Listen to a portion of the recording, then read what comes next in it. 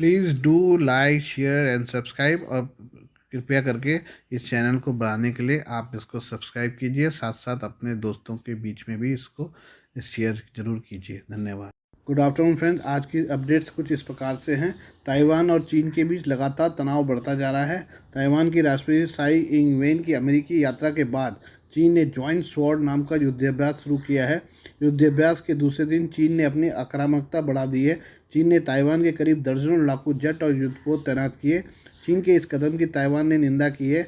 वहीं अमेरिका ने संयम बरतने को कहा है। अमेरिका ने कहा है कि वह चीन की कार्रवाइयों पर बारीकी से नज़र रखे हुए है।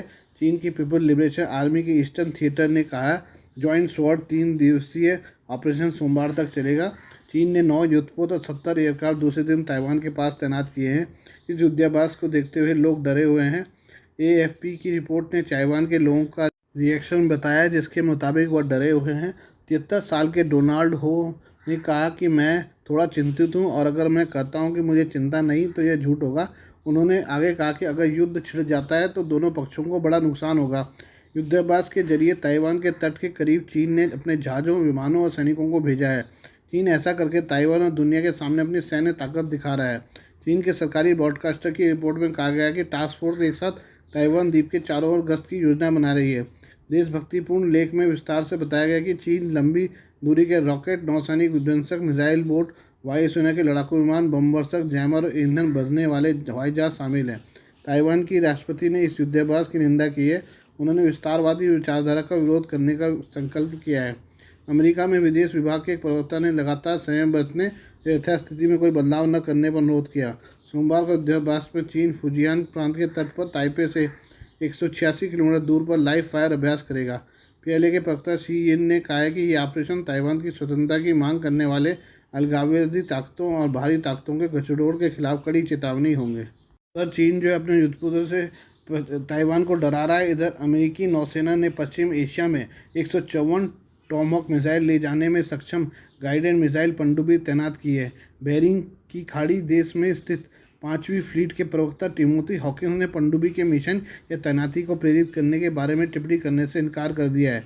हॉकिंस ने कहा कि जॉर्जिया के किंग्स वे में स्थित परमाणु ऊर्जा से चलने वाली पनडुब्बी शुक्रवार को स्वेज नहर से गुजरी। हॉकिंस ने कहा कि यह 154 टॉमहॉक भूमि पर हमला करने वाली क्रूज मिसाइलों को ले जाने में सक्षम है और क्षेत्रीय समुद्री सुरक्षा स्थिरता सुनिश्चित करने की मदद के लिए अमेरिका के 5वें बेड़े में तैनात है। जबकि 5वां बेड़ा फारस की खाड़ी के संकरे मुहाने होर्मुज के महत्वपूर्ण जल डमरू मध्य में गश्त करता है, जिसके माध्यम से सभी तेल का 20% पारागमन होता है। इसके क्षेत्र में यमन से दूर बाब अल मंडेब जल डमरू मध्य और मध्य पूर्व को भूमध्य सागर से जोड़ने वाला मिस्र का जलमार्ग स्वेज नहर तक फैला हुआ लाल सागर शामिल है। अमेरिका, ब्रिटेन और इसराइल ने हाल के वर्षों में ईरान पर तेल टैंकरों, वाणिज्यिक जहाज़ों को लक्षित करने का आरोप लगाया है। तेहरान ने इन आरोपों से इनकार किया है। अमेरिकी नौसेना ने भी ईरानी बलों के साथ समुद्र में तनावपूर्ण मुठभेड़ों की एक श्रृंखला की सूचना दी है। पिछले महीने अमेरिका ने रॉकेट हमले के बाद सीरिया में ईरान समर्थित बलों के खिलाफ हवाई हमले शुरू किए, जिसमें एक अमेरिकी ठेकेदार की मौत हो गई। उस देश के प्रवक्ता में 7 अन्य अमेरिकी घायल हो गए थे। जहाज़ों या पनडुब्बियों से लॉन्च की गई टॉमहॉक क्रूज मिसाइलें 2500 किलोमीटर 1500 मील दूर तक के लक्ष्य को भेज सकती हैं। वे प्रसिद्ध रूप से 2003 के अमेरिकी नेतृत्व वाले इराक पर आक्रमण के शुरुआती घंटों के दौरान और 2018 में सीरियाई रासायनिक हथियारों के हमले के जवाब में कार्यरत थे। अमेरिकी ईरानी तनाव तब से बढ़ गया है जब तत्कालीन राष्ट्रपति डोनाल्ड ट्रंप ने विश्व शक्तियों के साथ 2015 के समझौते से वापस ले लिया था, जिसने ईरान को अपनी परमाणु गतिविधियों पर अंकुश लगाने और उन्हें निगरानी में रखने के बदले प्रतिबंधों में राहत प्रदान की थी। बाइडेन प्रशासन के समझौते को बहाल करने के प्रयासों ने पिछले साल प्रयास किया, लेकिन तनाव और बढ़ गया है क्योंकि ईरान ने यूक्रेन में रूसी सेना को हमलावर ड्रोन की आपूर्ति की है और इसराइल और ईरान ने मध्य पूर्व में अपने पड़ोसियों के युद्ध को बढ़ा दिया है। मॉस्को के करीब आने के अलावा तेहरान ने चीन के साथ बेहतर संबंधों की मांग की है। ने पिछले महीने ईरान और सऊदी अरब के बीच राजनयिक संबंधों को बहाल करने के लिए एक समझौता किया था। पाकिस्तानी वित्त मंत्री इसाक डार ने देश में राजनीतिक अनिश्चितता और न्यायिक संकट के बीच अपना अमेरिकी दौरा रद्द कर दिया है। मीडिया की रिपोर्ट में शुक्रवार को यह जानकारी दी गई है। इस यात्रा के दौरान डार का विश्व बैंक और अंतर्राष्ट्रीय मुद्रा कोष IMF की बैठकों में भाग लेने तथा 1.1 अरब अमेरिकी डॉलर के राहत पैकेज के संबंध में अधिकारियों के साथ बातचीत करने का भी कार्यक्रम था। एक्सप्रेस ट्रिब्यून नामक समाचार पत्र ने सूत्रों से हवाले से खबर दी है कि डार वाशिंगटन में 10 से 16 अप्रैल के बीच होने वाली विश्व बैंक और IMF की बैठकों में भाग नहीं लेंगे। समाचार पत्र ने डार से हवाले से कहा है कि मैं घरेलू परिस्थितियों के कारण नहीं जा रहा हूँ। खबर के अनुसार देश की राजनीतिक अनिश्चितता, न्यायिक संकट के मद्देनजर डार की वाशिंगटन यात्रा रद्द कर दी गई है। सूत्रों के अनुसार आर्थिक मामलों के मंत्री सरदार अयाज सादिक भी मौजूदा अनिश्चित राजनीतिक स्थिति के कारण अमेरिका की यात्रा पर नहीं जाएंगे। आर्थिक मामलों के मंत्री ही विश्व बैंक में पाकिस्तान का प्रतिनिधित्व करते रहे हैं। प्रधानमंत्री नरेंद्र मोदी ने बाघों का नया आंकड़ा जारी कर दिया है। इस नए आंकड़े के अनुसार साल 2022 में देश में बाघों की संख्या बढ़कर 3167 हो गई है। पहले यह आंकड़ा 2967 का था। इस तरह देश में बाघों की संख्या में 200 की बढ़ोतरी हुई है। प्रधानमंत्री मोदी ने प्रोजेक्ट टाइगर के 50 साल पूरे होने पर international big cats alliance IBCA का शुभारंभ किया। प्रधानमंत्री ने इस मौके पर एक स्मारक सिक्का भी जारी किया। कार्यक्रम के दौरान केंद्रीय वन एवं पर्यावरण मंत्री भूपेंद्र यादव ने कहा कि देश में बाघों के संरक्षण की शुरुआत साल 1973 में 9 टाइगर रिजर्व क्षेत्रों के साथ हुई थी। आज इनकी संख्या 53 टाइगर रिजर्व तक पहुंच गई है। इनमें से 23 टाइगर रिजर्व को अंतर्राष्ट्रीय मान्यता मिली हुई है। बता दें कि साल 1973 में तत्कालीन इंदिरा गांधी सरकार ने प्रोजेक्ट टाइगर की शुरुआत की थी। 1 अप्रैल को इस प्रोजेक्ट के 50 साल पूरे हो गए हैं। IBCA के तहत बाघों, शेर, तेंदुए, हिम तेंदुए, जैगुआर, चीता, प्यूमा के संरक्षण पर फोकस किया जाएगा। कार्यक्रम के दौरान प्रधानमंत्री मोदी ने कहा कि देश में बाघों के संरक्षण, उनकी सुरक्षा में प्रोजेक्ट टाइगर ने अग्रणी भूमिका निभाई है। प्रकृति की रक्षा भारतीय संस्कृति का हिस्सा है। प्रोजेक्ट टाइगर की सफलता न सिर्फ भारत के लिए बल्कि पूरी दुनिया के लिए गर्व का विषय है। भारत ने आज़ादी के 75 साल पूरे कर लिए हैं और उसी समय दुनिया के 75% बाघ भारत में निवास करते हैं। प्रधानमंत्री मोदी ने कहा कि दुनिया में एशियाई शेरों का इकलौता घर भारत है। देश में शेरों की संख्या में भी इजाफा हो रहा है। साल 2015 में देश में 525 शेर थे और 2020 में बढ़कर 675 हो गए। तेंदुओं की संख्या में भी बीते 4 सालों में 60% का उछाल आया है। प्रधानमंत्री मोदी ने कहा कि हम एक महत्वपूर्ण समय के साक्षी बन रहे हैं जब प्रोजेक्ट टाइगर को 50 साल पूरे हो रहे हैं। भारत ने न सिर्फ बाघों को बचाया बल्कि उन्हें ऐसा इकोसिस्टम दिया जिससे वो फल फूल सके। हमारे पास दुनिया भर की कुल ज़मीन का सिर्फ 2.4% है, लेकिन वैश्विक विविधता में हमारा हिस्सा 8% है।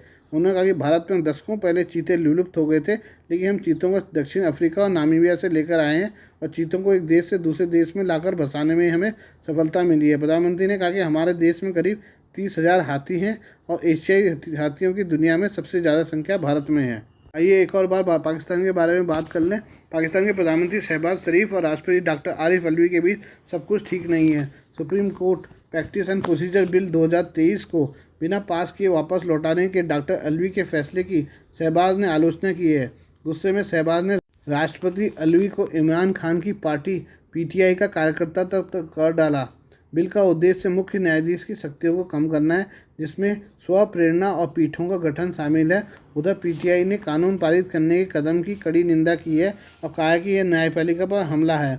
जियो न्यूज़ की रिपोर्ट के मुताबिक पाकिस्तान के प्रधानमंत्री शहबाज शरीफ ने शनिवार को supreme court practice and procedure bill 2023 को अहस्ताक्षरित लौटाने के लिए राष्ट्रपति डॉक्टर आरिफ अलवी की आलोचना की और उन्हें पाकिस्तान का कार्यकर्ता बताया।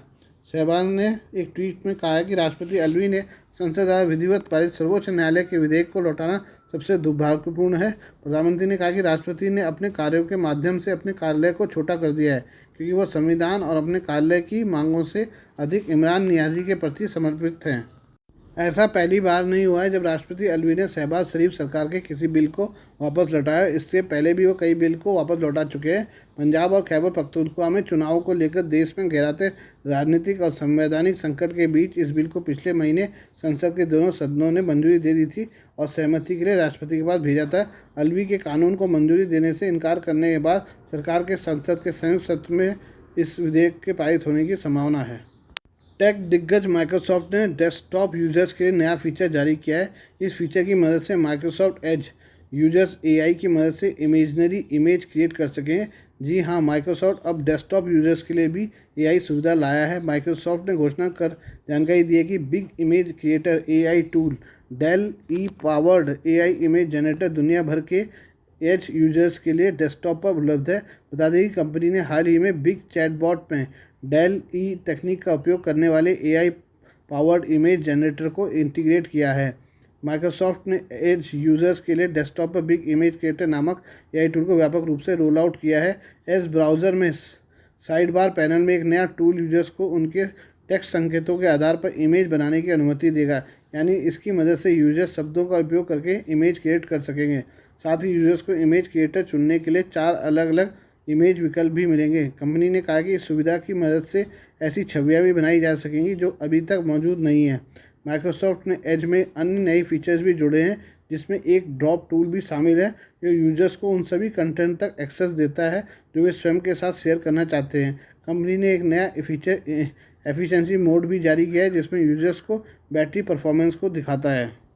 माइक्रोसॉफ्ट ने एक ब्लॉग पोस्ट के माध्यम से अपने एज ब्राउज़र में नई सुविधाओं के आने की घोषणा की है।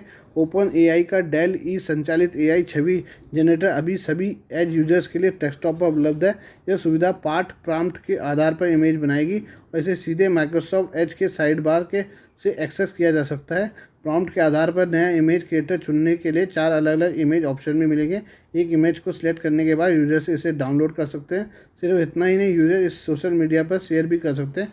पहली बार यूजर्स को एज साइड बार पर प्लस आइकन पर क्लिक करके इमेज क्रिएटर को इनेबल करना होगा। माइक्रोसॉफ्ट एज को इंटीग्रेट एआई इमेज जनरेटर वाला पहला और एकमात्र ब्राउज़र होने का दावा किया गया है। इसके अलावा माइक्रोसॉफ्ट ने एज में एक नया ड्रॉप फीचर जोड़ा है जो यूजर्स को थ्रेड में डिवाइस के बीच फ़ोटो, नोट्स, डॉक्यूमेंट आदि शेयर करने की अनुमति देता है। यह सुविधा Edge on PC, Mac, iOS और एंड्रॉयड पर उपलब्ध है। कंटेंट जोड़ने के लिए ड्रॉप फीचर को साइड बार से या ड्रैग एंड ड्रॉप का उपयोग करके एक्सेस किया जा सकता है। आज के लिए बस इतना ही। बाकी मिलते हैं कल आपसे नई खबरों के साथ। धन्यवाद।